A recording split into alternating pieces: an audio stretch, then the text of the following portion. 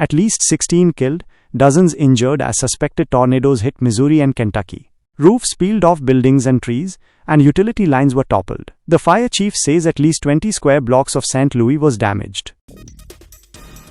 Israel launched a wave of airstrikes, which the Hamas-run health ministry in Gaza said killed 250 people in 36 hours, including children. Meanwhile, President Trump said that many civilians in Gaza are starving. Authorities in Louisiana have recaptured 3 of the 10 inmates who escaped from a New Orleans jail through a hole in a wall behind a toilet, leaving officials to wonder if the men had inside help. Moody's Ratings cut the United States sovereign credit rating down a notch to AAA from the AAA, the highest possible, citing the growing burden of financing the federal government's budget deficit and the rising cost of rolling over existing debt amid high interest rates. President Donald Trump takes aim at Taylor Swift. She's no longer hot. The Menendez brothers got a major win in their fight for freedom, but it's not over yet. Eric, 54, and Lyle, 57, were sentenced to life without parole for their parents' 1989 murder. They now have a parole hearing scheduled for next month. Cassie Ventura, the ex-girlfriend of mogul Sean Diddy Combs, was back on the stand today for a second day of cross-examination. Combs' attorneys tried to paint Ventura as a willing participant in the often troubled relationship.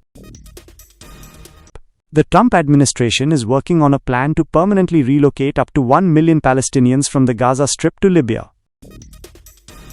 Tensions between Trump and Israeli Prime Minister Benjamin Netanyahu were already bubbling up before the president visited 3 of America's key Arab allies. Donald Trump slams Supreme Court ruling blocking deportation without a court hearing. 1 dead, multiple injured after shooting inside Las Vegas Athletic Club, police.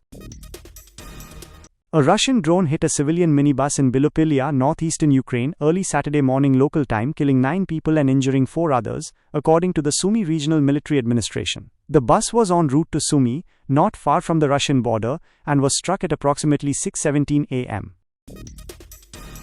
Washington House Republicans are proposing sweeping changes to the federal Medicaid program that would kick millions of beneficiaries off the health insurance program, which covers more than 71 million low-income Americans. The bill would introduce a raft of new rules and regulatory requirements for those seeking coverage. Families of 4 making as little as $35,365 would see new costs for going to the doctor. Some unemployed people would become ineligible for Medicaid.